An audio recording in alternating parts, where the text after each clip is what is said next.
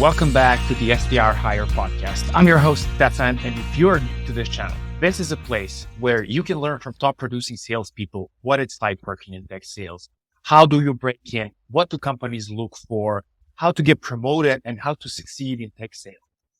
Today, guys, we get to chat with a guy named Zach Walker. Zach started out as a BDR at a private equity firm, cold calling 80 people a day. Very quickly, he was promoted to manager, after which he had a ton of leadership roles where he was building sales and business development teams, as well as founding a few of his own companies, mostly in industries like real estate, mortgage, fintech, and finally, tech sales. So I'll just stop here and I'll let Zach, because he has a very rich background, I'm going to stop here and let Zach tell his own story and how he ended up running Revenue Rocket, which is a company he's running today. Which is a company that does fractional sales consultancy for tech businesses. Zach, welcome to the show, man. Man, thanks so much for having me. It's a blast to be here with you. I've enjoyed our chat, getting to know one another off the air, and now it's a pleasure to be here, man. Super exciting, but appreciate the kind words and intro. I certainly have a varied background. It's a bit of a winding road, if you will, but some kids wanted to grow up and be an astronaut. I wanted to be on Shark Tank. I've always wanted to be an entrepreneur. It's something that I was in middle school and high school. I was going to Sam's Club and buying, candy in bulk and then undercutting the vending machine in the hallway. Like, I've just always been a hustler. And so when I started my career, mind you, no education. I was a baseball player in college that lost my scholarship because I got injured, and that kind of took my desire to be there away. I was really just there to play baseball. And so when that was gone, I was like, well, it's time to go to work. And I got out into the world, started with the only place I knew to start, which was sales. And so, jumped into, if you've ever seen the movie Boiler Room, that's where I started. I had to literally go downstairs and use the restroom in the lobby until I had closed a certain amount of business. It was one of those places. And so very, very cutthroat, cold call heavy, just bang the phones all day long. But I learned, learning how to sell in that environment was so valuable to me now, just because of how challenging it is and how much of a grind it is. Like, if you can go through that, you can make it through just about any sales environment. So yes, super successful in that arena, and started to realize, like, hey, I could do this on my own. Started to look at what that may look like. Ended up in the private equity space, raising capital, building portfolios of private real estate investments. And so I spent most of my entrepreneurial career in the real estate adjacent space. I was able to build a brokerage and exit a brokerage successfully, and then jump into the development side. But about 3 years ago, I was like, man, I want to get into this tech sales world officially. How do I break in? And come to find out, I don't have a resume that most of the tech companies liked. They want to see the Wharton School of Business and Stanford and all of that. And I was just, my education was in the streets, if you will. And so it was a challenge at first, for sure. That was actually my next question, because that is a huge issue for a lot of people, which I find a huge shame, because so many people get really skipped because they don't necessarily have the background that is expected or wanted by these big tech companies. Even smaller ones, they expect to see SaaS backgrounds, SaaS sales background, at least having a year or two, but you got to start somewhere. You got to find a way to break in. So what was that actually like for you? Because let's be real, you already sold a business relying on your sales skills. You've built teams. So those are the things that people get to do when they're like late 20s, early 30s in their tech sales careers, right? And you've already done so many of those things. And so you just recently broke into tech. So what was that actually like? Yeah, it was a grind. I got really lucky. I found, so just to give some Yeah. context, I first of all totally agree with what you're saying. I think companies miss the boat on a regular basis. There's a tremendous amount of talent coming out of our militaries, coming out of entrepreneurship world, coming out of a lot of different places that may not fit in your bucket and your box. But I'm here to tell you that your box may be too small. And if you're willing to get some people that are maybe outside the box, it's going to take the thinking of your team outside the box. It's going to take the production outside the box. What we've created in tech sales is an echo chamber where everyone is from a similar background with similar experience that does things the similar way. And like, that's just not a healthy environment for innovation and growth. But as I started to get in, what I did was I focused in on what my background was in and how that related to tech. I'd never sold tech, but I knew more about I'm going to forget more about real estate than most people will ever know. I've been in it so in depth. So I thought about, okay, how do I find a real estate tech platform that I can leverage my real estate background to jump into tech sales? And that's exactly what I did. And I landed at Serhant, selling an ed tech platform there that was based around sales training and sales coaching. I was the first enterprise sales hire to run the strategic partnership side of the business, and I was actually hired by Chris Ray, who is now my co-founder at RevRocket. So quite a fortuitous meeting there for sure. See, that's what I mean. If, for example, Chris was, a little bit more short-sighted, he would have missed the opportunity to today have a co-founder, and, he might have not been running this amazing business that you guys are right now. So that's exactly what I was referring to. So companies really are missing the boat on some of these candidates. But I love the fact that I think that's the way how I would also do it myself if I wasn't as privileged to break into tech a little bit earlier. Obviously, I'm not coming from the US world, so that's a little bit different on this side of the ocean. But you found what you were good at and then just translated that into tech, like what's the equivalent, and you found your way there. So I think that's a good takeaway for everybody listening right now. Before we jump into like the next topic, I'm super curious. Again, not coming from a US background, what is it like actually working in real estate? Is it similar to tech? Is it a bigger grind? Are you still like pounding the phones? Is it hard to pitch those deals? What does it actually entail? And this is just me being very selfish. I want to know. Yeah, it's a great question. So I approach everything as a disruptor, and so I was able to leverage a new business model in real estate that is now very prevalent. But at the time, I was one of the first people doing it. So that helped a little bit because I did have a significant differentiator that was very market friendly, and so that helped a little bit. But yeah, I mean, I think that look, sales is sales. Whether you're selling shoes at the mall or you're selling an enterprise solution with an 18-month sales cycle to the Fortune 2, right? Like, sales is sales. What's going to change is the process, the time, the who, the how, right? But sales in and of itself is entirely relational. And if you're good at building relationships with people, you're going to be good at sales. And so it's exactly that. You have to identify your lead sources, your ICP. You have to clarify who you're going after. You have to define your messaging. You have to, articulate it's literally the same. The grind itself, yes, it is significantly different because it's not like in tech where you may have a unique solution.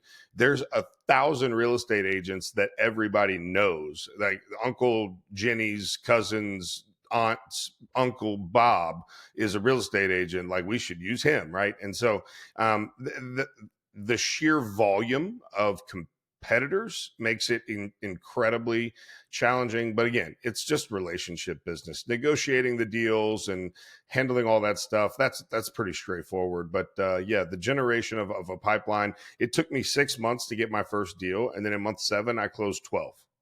Oh, So yeah, it was literally like, just I was spending money, I was trying this, I was trying that, and then all of a sudden the dam broke, and I had figured it out, and I grew the team to 50 people and then sold the business. that is so insane. And I have a feeling, and at least from what I could observe, it seems like real estate is actually quite a lot like entrepreneurship, in its own. You got to figure out how to generate the leads, and then you got to figure out how to close them. And that's kind of the beginning and the end of the majority of businesses. Is that kind of how it is Yeah, actually? Yeah. absolutely. It's exactly what it is. Yeah. All right. All right. Well, okay. That was cool. Thanks for sharing. Um, let's go like to the present. So you started this business with Chris. Are you guys the only co-founders? Yeah, we're the two co-founders. We brought in Alex Newman as a founding partner about 2 months into the journey. He had a similar business with a more go-to-market based approach, whereas we were more sales based, and we wanted to, create a more holistic offering that included RevOps, go-to-market, product market fit, that whole thing, not just sales.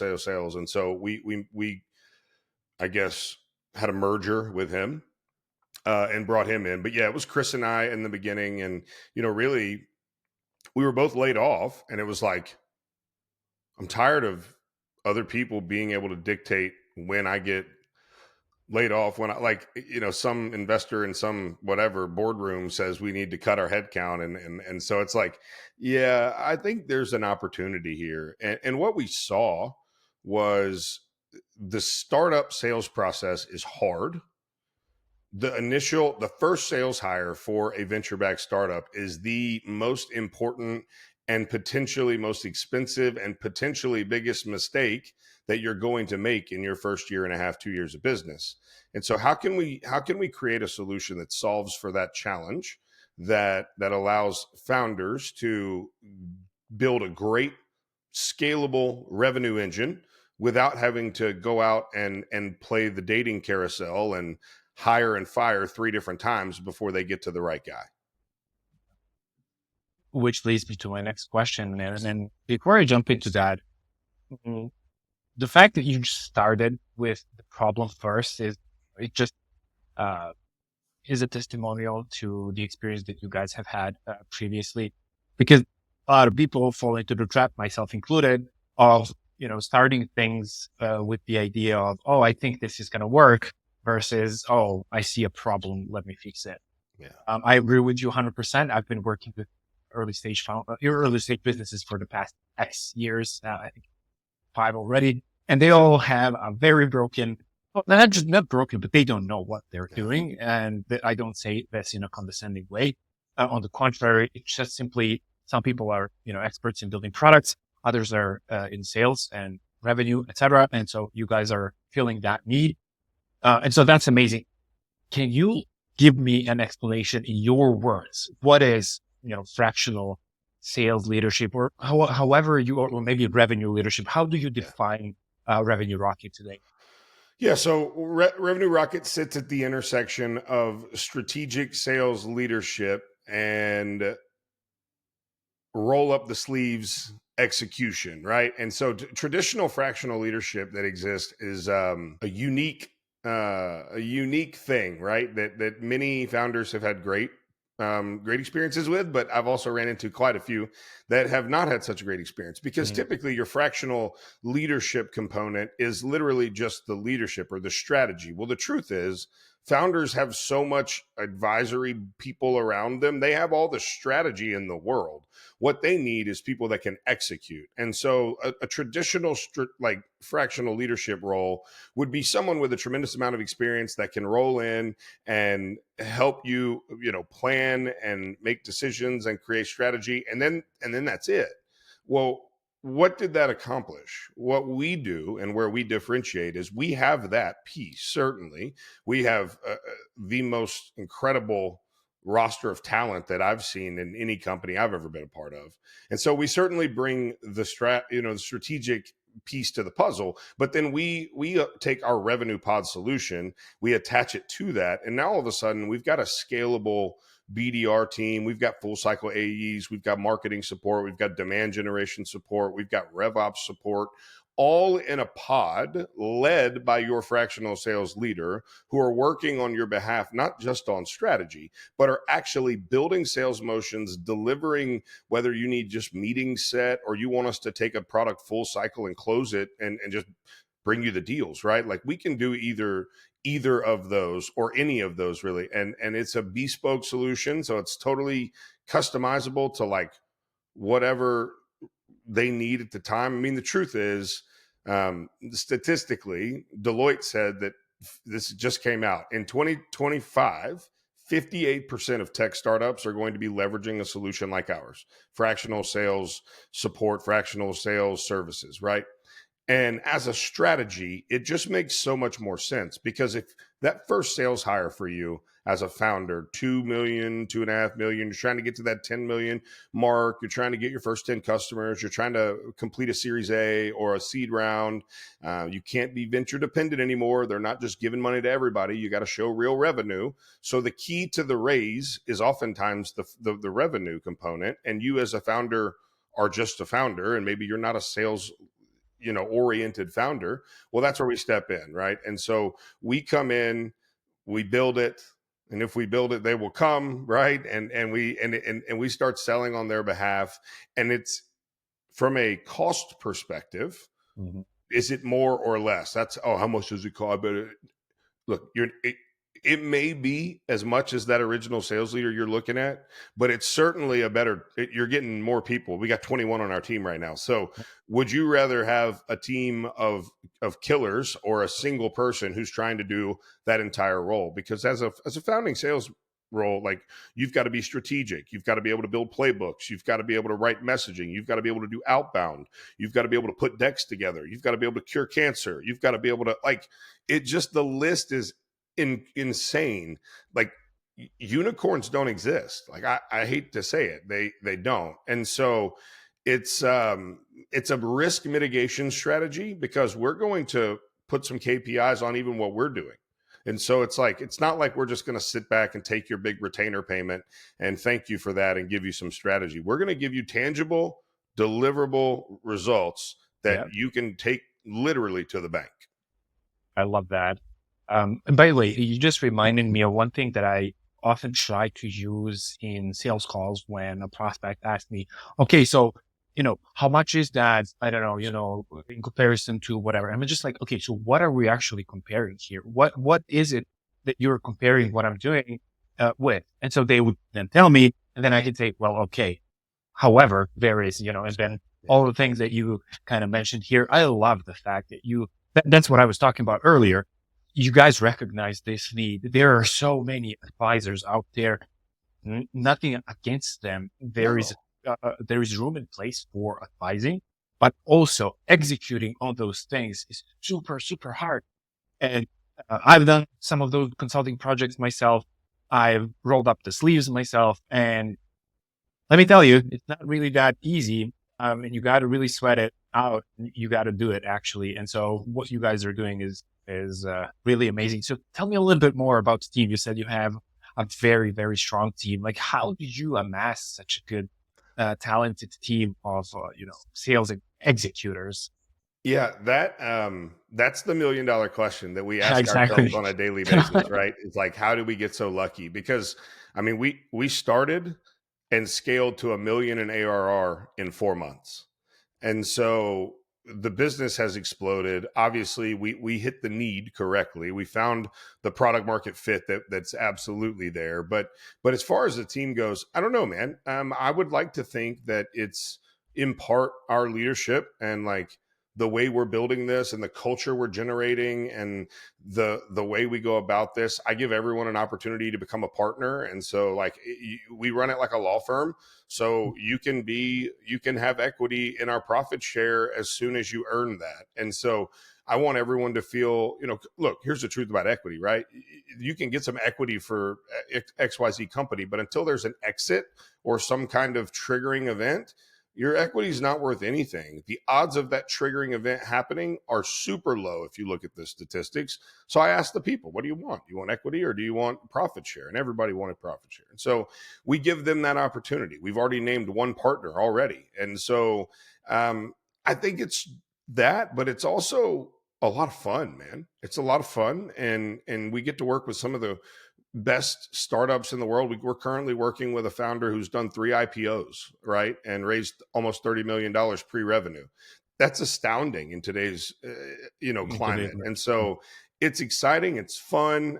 We have a great culture, but I think the challenge and the challenge and the reward, I guess, is what really would drive me to join a team like this. Is I have the opportunity to get in early. I have the opportunity to build and become part of something. It's bigger than me. I don't know. I wish I could give you a better answer. It is truly what we try to find. Like, we've asked ourselves that 1,000 times. Like, how do we get so lucky? So the reason I'm asking is you are the second person that I today, as of today, know actually like have met from your guys' company, and you both are pretty awesome. So I'm referring to Chris Ciccone. Oh yeah, He Ciccone. he recently joined, and he's been a friend of the podcast. He's been on a couple of times. He's been doing some amazing things on LinkedIn, coaching people, really paying it forward, and really living his mission, the self-proclaimed mission. And when I saw him joining you guys, I was like, all right, this must be something interesting. But I was like, all right, whatever. But then you and I started talking. I was like, okay, so it seems like we're kind of in this atmosphere, in this orbit of each other, and I had to check you guys out, and it seems like you guys are pretty awesome thing. How do you guys get to like 1 million ARR in the first 4 months? Like that's almost, I mean, not unheard of, but that is really amazing traction. Like, where are you guys like, everywhere? Are you leveraging network? Are you just reaching out to people? What's your secret there? I Yeah. mean, So share it. only two, I think, of our clients were from network. Everything else has been 100% LinkedIn based. We have not marketed anywhere else. We don't spend money on marketing. We don't And when do you say any LinkedIn, of that. is it like outreach or like content on LinkedIn? Content and some really really basic outreach stuff. When I do outreach, what I do is I say, hi, I'm Zach.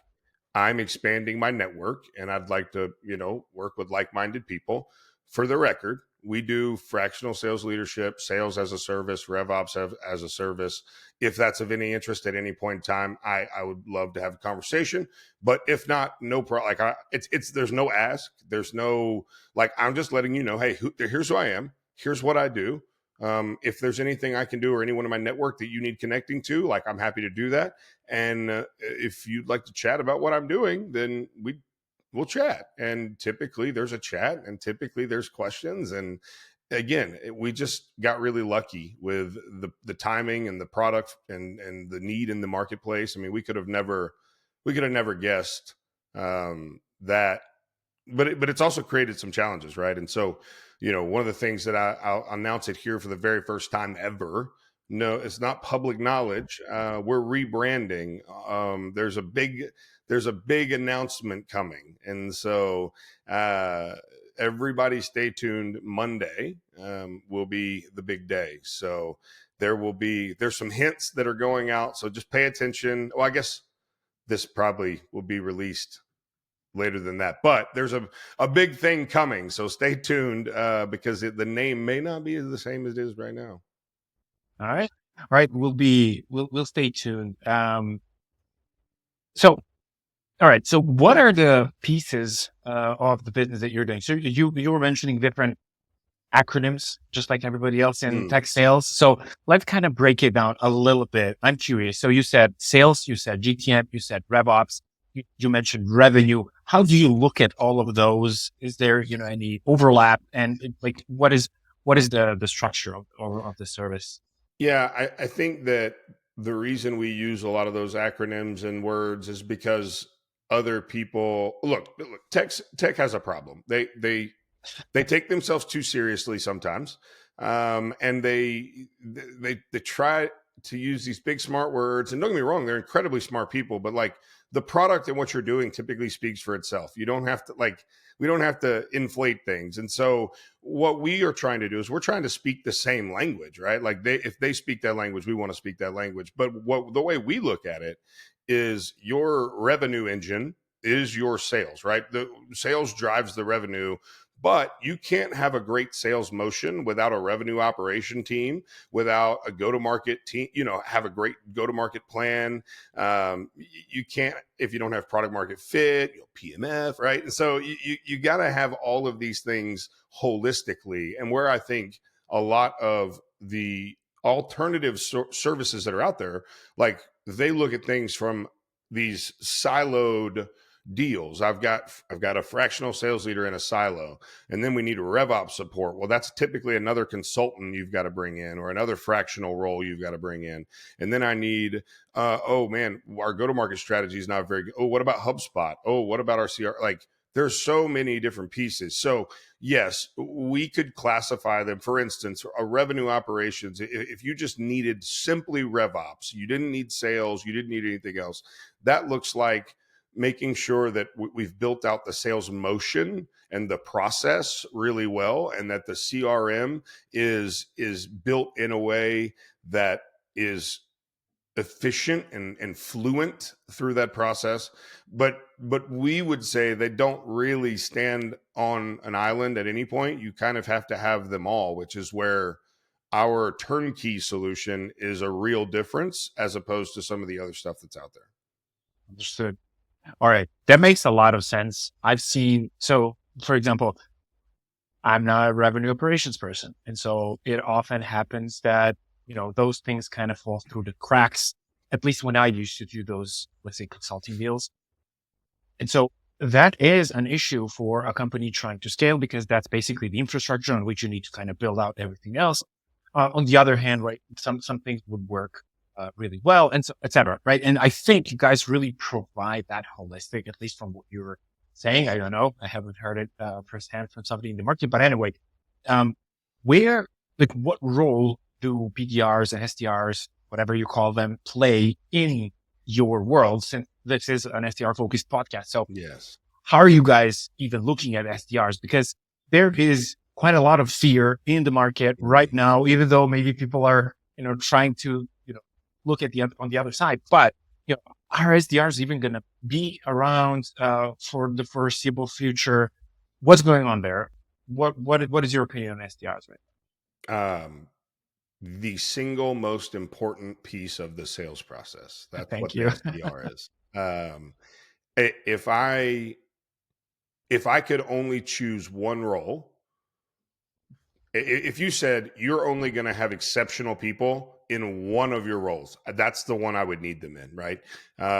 It's the hardest. It's people, for some reason, like they don't want to do it a long time. So they want to move up and move to AE and do this. So it's like there's constant rollover, which is great. I understand promotions and career advancement. So totally not dogging on that at all. But I think that this focus on this downplaying SDRs and the way companies treat SDRs, and it's pretty gross, if I'm being honest. And so I think, you ask a couple of questions. One, what role do they play at our company? Well, they're the backbone of what we do, because if you really get down to it, what we're selling is great SDRs.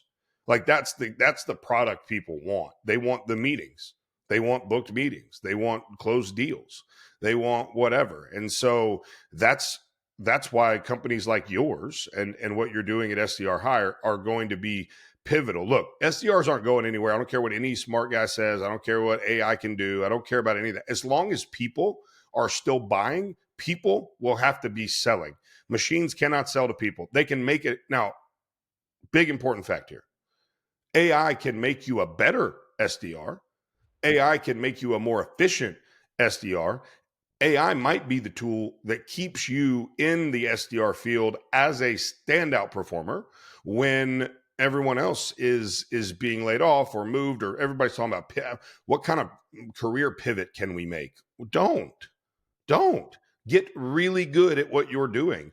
I would double down in the real estate market. When the market gets bad, we double down. It's called dollar cost averaging, right? And so there's an actual, financial principle that backs it up. But as a concept, when everyone's getting scared, what happens? The opportunity increases. In real estate, that means prices may go down. In the SDR world, it means people are bailing, bad ones are being weeded out for you. Like, this is your time to double down on yourself and stand out. In our company, what we have is a phenomenal group of people who, look, we have AEs. Like, our AEs are still SDRs. Like, if you're an AE on a customer account, if you're a full cycle guy, you still have an output expectation in terms of outbound activity. It's not just the world of AEs that sit back and wait for their meetings to be set for them. That is what's gone. That is what's dying. And so it's time for the SDR skill set to be truly invested in and ironed out and honed, because as you move through your career, those skills are what's going to make you better than your competition. That's what's going to put you at the top of that board. That's what's going to put you in that presidential category, right? And so don't be scared. Don't worry. You're not going anywhere. Double down and focus on yourself. And that, again, that's what I love about your company and what you guys are doing is there's talent everywhere, first of all. Second of all, like, invest in them, the training that you have developed for your team and the way that you bring them through. That's why that's why we want to partner with you. That's why we're having the conversations to, like, bring the SDR hire services into our product offering, because BDRs are the most important. BDR, SDR, excuse me, are the most important piece of any sales puzzle. I don't care what anybody says. Exactly.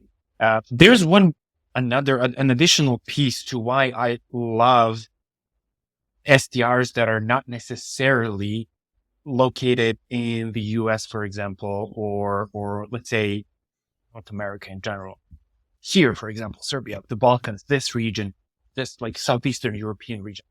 SDRs actually tend to stay, SDRs, BDRs, right? They tend to stay longer in the roles, which allows them to become better professionals at booking meetings. The problem is the same still, which is SDRs want to make more money. So they want to get promoted to AEs because of the promise of more money. So what I think is giving people more money is going to solve the problem. And if we had, and this isn't, by the way, the first time that I've had this topic on the podcast, if we have the SDR, BDR stay in the role for longer and have a career outlook of being an SDR, with the option to make money as much as, for example, an account executive, I think that's my hypothesis. A lot of people will actually choose that path. What do you think about that?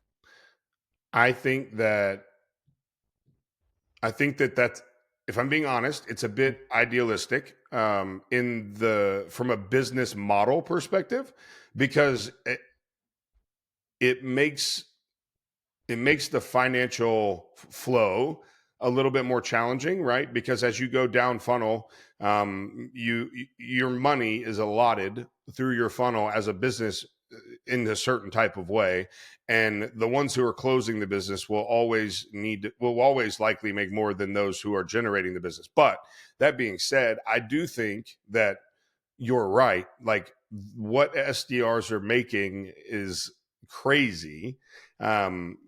The gap between the two, look, I don't want to make anybody mad on the AE side or the SDR side. They're all very valuable, and they're both skill sets that are required. My question is always, as an AE, if you're being interviewed for an AE role, full cycle, big money, nice base, all the things, and you're super pumped about it, and they tell you, hey, there's no SDR support here. It's hunt and kill what you like. You're going to eat what you hunt and kill. I'll wait. You hear that? Crickets, right?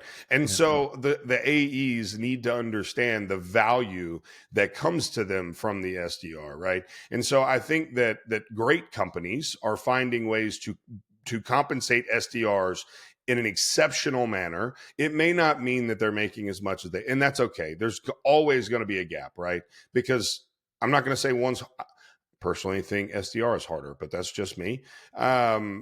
But like, there's always going to be a gap. That's okay. It doesn't mean we can't give them an exceptional pay, and also give them a career trajectory that doesn't have the AE path as the only direction. There's so many other things that we can do with those people. Like great SDRs that have leadership ability shouldn't they AE shouldn't be the next step for them. They should learn how to lead other SDRs, and then the money can look really, really good, right? Because there's an opportunity there to. And so I think you're right in that there are some different approaches that we should take to the SDR role and the direction of businesses as that pertains to the SDR role. But I don't know what it looks like. But again, I'll reiterate and I'll say it. I'll say it all day, every day from a mountain. I'll scream it from a rooftop. SDR is the hardest, most underappreciated, most valuable role in any business. You're a football guy. It's like being a nose tackle, or it's like being, a guard. You're not on the, you're not out here protecting the quarterback's blind side, getting the big money. You're in the middle of the line, interior lineman.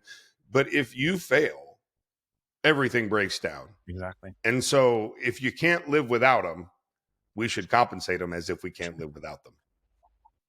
I like that. I really do. And I agree with you.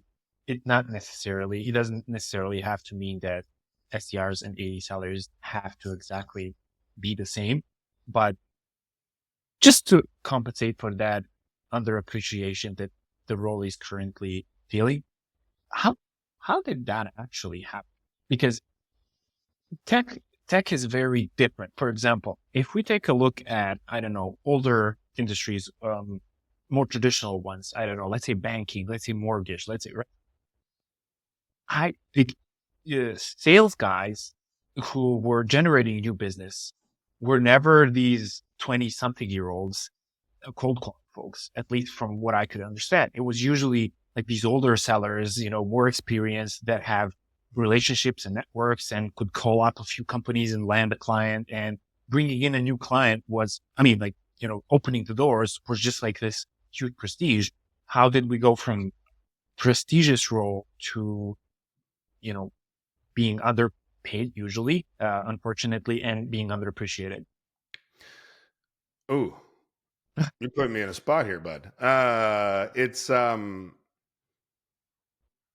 I think there's a lot of factors that play into why we're where we are. Mm. I don't know about the good old days. I'm not sure where it started. I'm not sure, but what I can tell you is that as society has changed, I mean, just think about, I'm mid 30s, right? So I've had a cell phone for a long time, and there was many years where I got no calls from numbers I didn't know, and then all of a sudden my phone starts ringing more and more, and spam and scam. And I mean, I just listened yesterday to a podcast where they're talking about there's like this outstanding warrant jury duty scam right now that's like crushing, Oof. and it's all on the phone, and it's all. So I think a lot of this has to do with our societal push to the phone, and push to cold calling, and push to used car salesmen haven't always been viewed as used car salesmen, but they are. Why? Because society changed. And the same concept I think applies here. The outbound motion, the pursuing of unwanting people, right? If it's network based, it's easy. Like, hey, are you interested in this? You are? Great, cool. Let me set this up. But if I'm calling John so and so, he's never met me before, and 10 years ago, when he got that call, it wasn't the eighth call he'd gotten that day. It was the only call he got that day. Well, that looks very different than, I mean, I have a spam blocker on my phone now. So I don't know how many phone calls don't get through to my phone, but it's a lot. And so those people are never going to reach me either. And so I think it's a lot to do with that. I think that feels gross if you get phone called all the time. I mean, we all hate it. And then we associate that with what the SDR is doing by just, grinding out the phones and dialing for dollars and all those things that we used to say, right?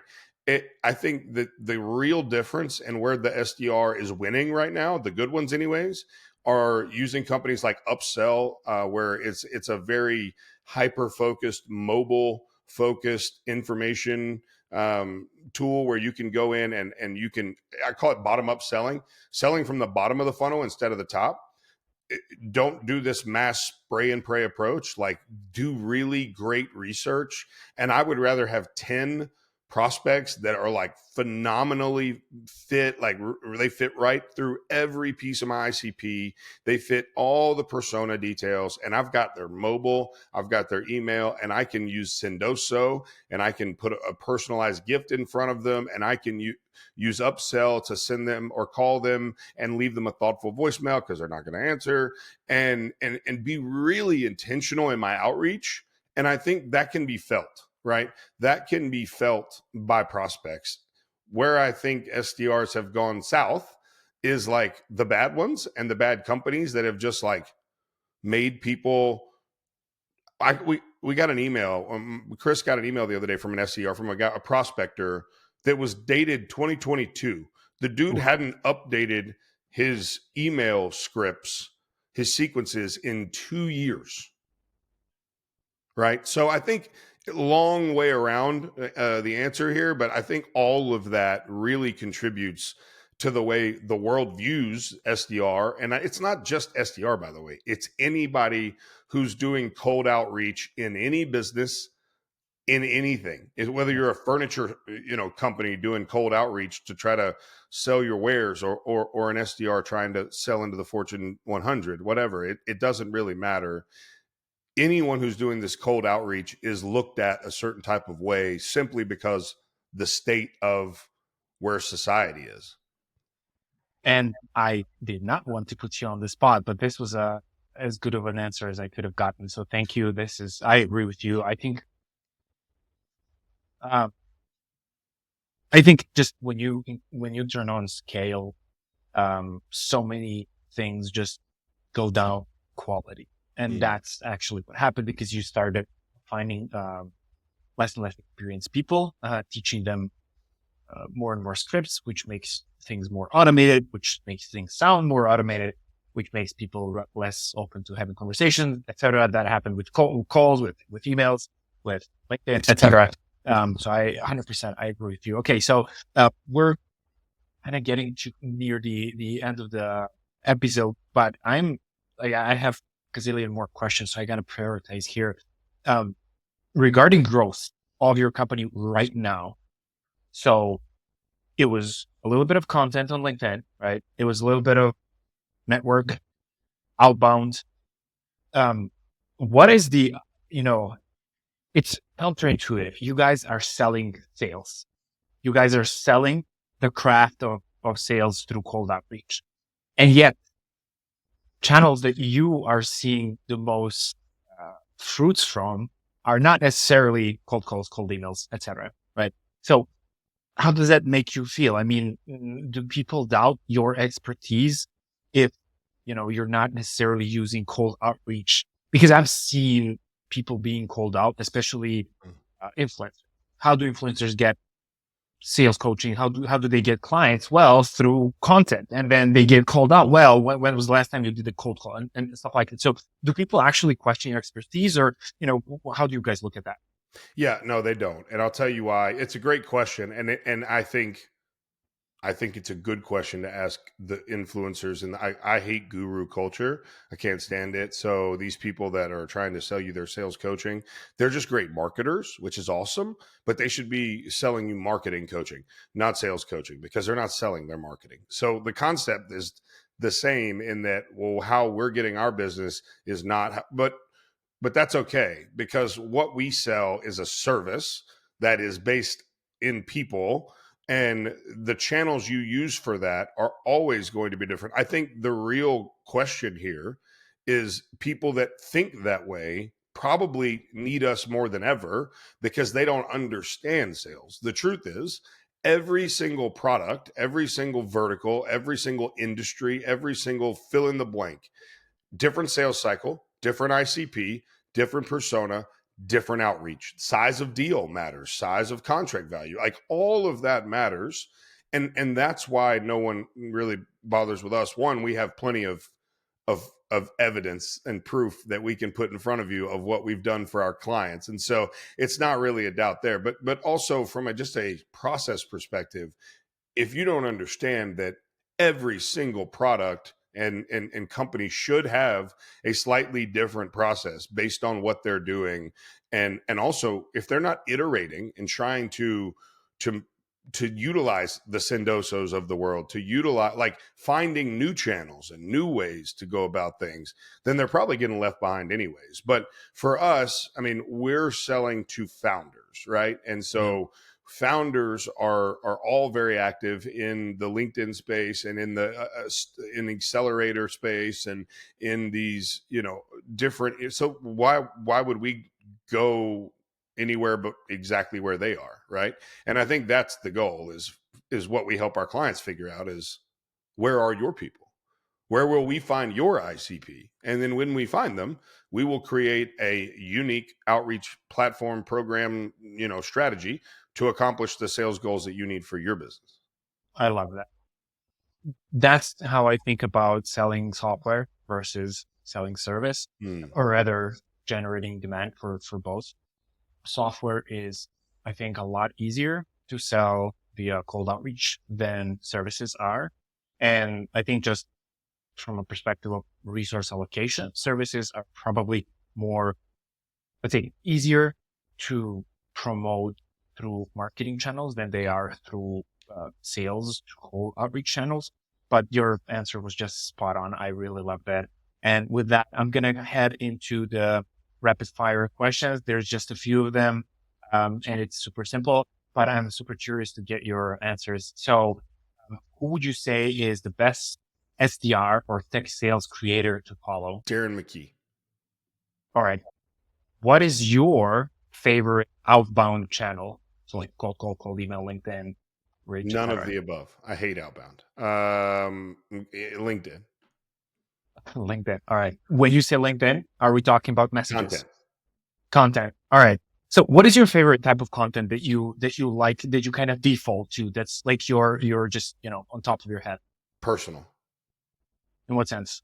I like talking about my story. I like talking about how I beat drug addiction and how that impacted my ability to be a leader and how to be resilient. I like talking about my son and what he's going through. And I like tying my personal life to the professional because in the service business, people are buying you as a person. If they don't feel like they know you, they're not going to engage with you. So from my perspective, putting my business out there and putting myself out there in an authentic way and just being real is exactly what I need to do. That's beautiful. Right. And final question. So what is your favorite acronym in tech sales? So we mentioned Oh, I that hate a them few. all. I hate them You all. too, man. It's so cringy, but we kind of default to them anyway. What's Yeah, the one that you're using the most? probably probably RevOp. Yeah. Like, and I don't know if that's an acronym as much as it is just like but RevOps is revenue operations is not very fun or efficient to say. So it would have to be RevOps or GTM, baby. Yeah. Yeah. There we go. All right. If you watch the Um, Jersey Shore, I sometimes I'll go GTL and then I'm like, wait, wrong acronym. We're not that. Some of the older folks out there in your audience will laugh at that. all right. Okay. So where can people find you, Zach? I am very loud on LinkedIn. It's the best place to find me. Coach Zach W on Instagram, but I'm not super active there. But yeah, man, just go to LinkedIn and look for Zach Walker. You can also reach us. You can reach us at therevrocket.com. Now that may or may not be short term, but you can reach us there. Just the best thing to do is find us on LinkedIn. Exactly. I mean, I think anyone who would like to find you will find a way to find you because Especially if they're SDRs. They better be able to find me. exactly. If they Exactly. can't, they probably need to, look at that career pivot. I like that. All right. All right. Well, okay. Zach, this was really awesome. I think we touched on a few topics that are not spoken about in the tech sales world a lot. And I think the work that you guys are doing is just crucial And I think the numbers speak for themselves. I mean, not every company can get to $1 million of run rate in just a few months in the way that you guys did. So I really appreciate you for joining today, sharing your thoughts and expertise and experience and about your company to the audience. Hopefully somebody comes inbound from this, but even if they don't, I hope they learn something. So Zach, I really We'll appreciate have to you do it and again, man. I had an absolute blast. I enjoy it. You can have me on anytime, buddy. I love it. I love doing this stuff. amazing, man. Amazing. Appreciate you a lot and I'll be seeing you around. All right, man. Thanks, Devin. Have a good day.